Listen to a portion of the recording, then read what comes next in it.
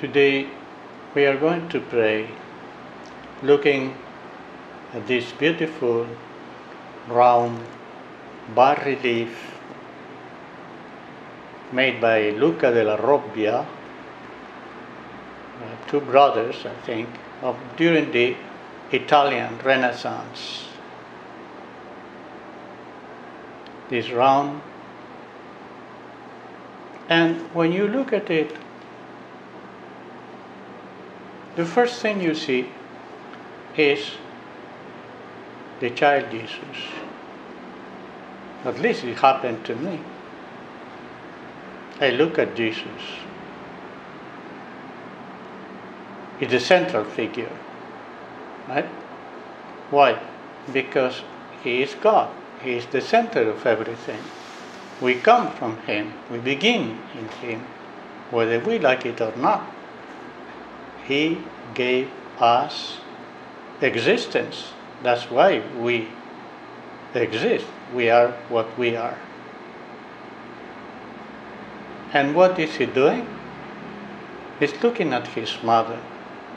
So our eyes immediately go to his mother. Look at her face. It's inclined. It's not vertical, right? It's inclined towards Jesus. Looking at him, listening to him, loving him. What about you and me? Is our head, our glance inclined to Jesus, our thoughts in Jesus? Learn from her. She is embraced to Jesus. You see, the child Jesus is holding practically her dress, as if not allowing her to go away, as if sustaining himself in her. What about you and me? Do we embrace Our Lady as Jesus does? He is indicating it to us. And he knows a lot about this. He is God, imagine. Devotion to our mother. She does not ignore us because she is our mother. On the contrary, she looks at us, is ready to help us. Sometimes to scold us because she's a real mother.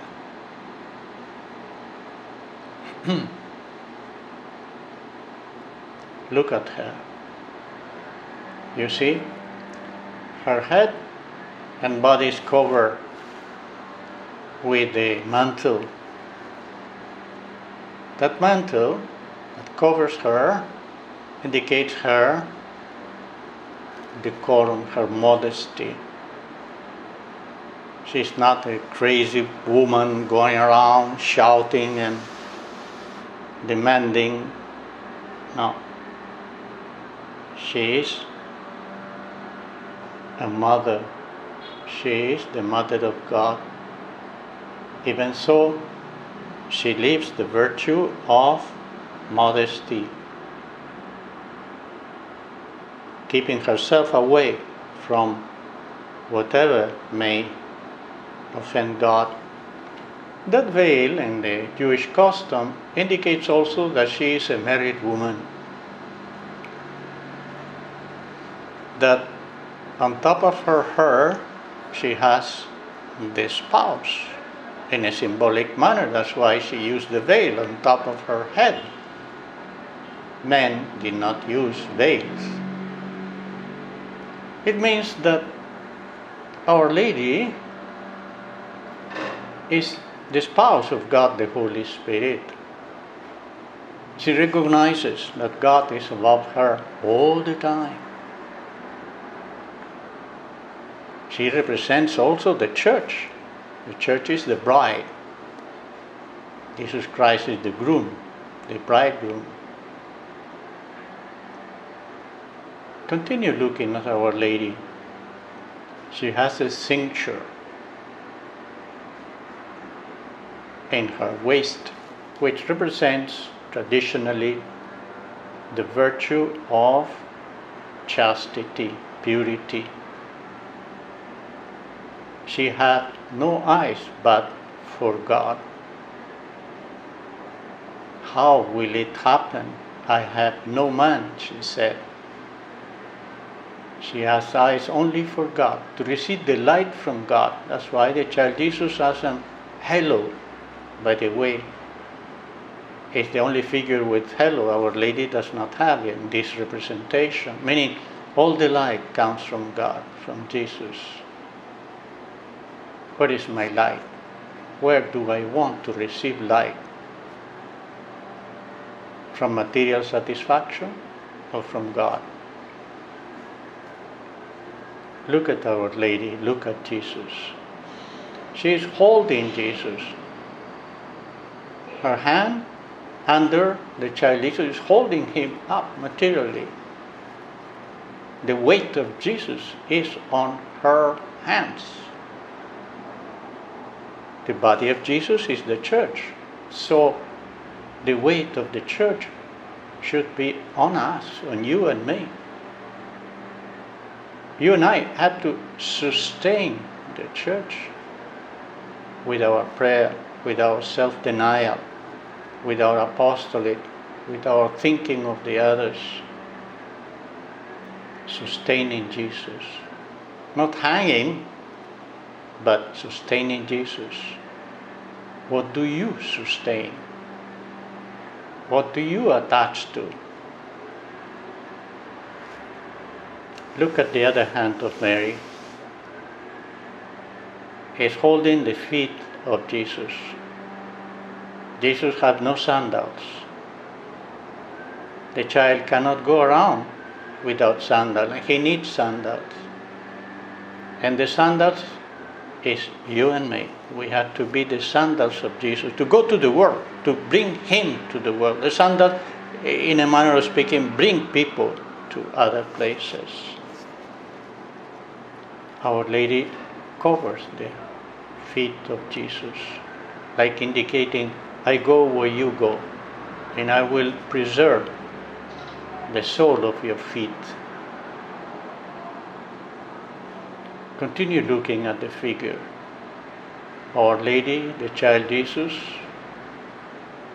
are over a background of blue with lights and scratches.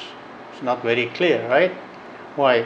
Because it represents heaven. And heaven, well, we know what heaven is, but isn't it true that sometimes it's not clear to us? Sometimes we prefer to make little heavens for ourselves here on earth, despising the real happiness.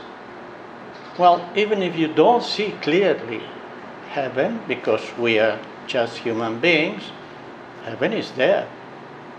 The blue sky, the blue heaven, the real thing. The whole thing is framed with a round frame, right? This represents the world.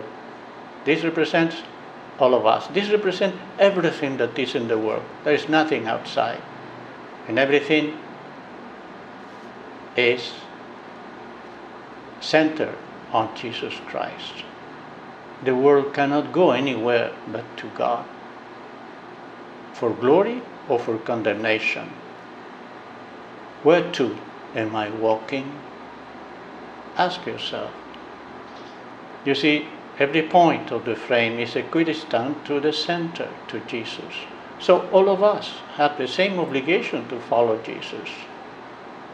The Pope, yes. The Cardinal, yes. The Bishop, the priest, the lay people, the religious people, women and men, yes. All of us are there in the frame. No one is, preponderant. One is exceptional.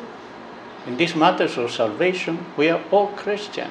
This is called the baptismal priesthood. We are all baptized with the same baptism, one faith. Continue looking at the frame. Don't you notice so many defects, pock marks, right? Yes, we are not perfect, but still it's a frame. And Our Lady is happy with it. Still, it gives glory, gives testimony to God. Look down, the lower part of the frame is broken, right? Yes. Yes. Maybe some people have abandoned the church, have abandoned the struggle to follow God, began thinking of themselves. Where are they? Where is that missing piece, little missing piece? Where is it? I don't know, most likely in the garbage pile, no? It fell off and nobody cared for it. Well, yes, it went off on its own because it wanted to. But look at the others. Even with defects, are centering Christ, hoping to go to the inner part, to the heaven, the happiness of heaven. Well, look how in that small representation, the sculpture, Luca della Robbia, represented so many things useful for us.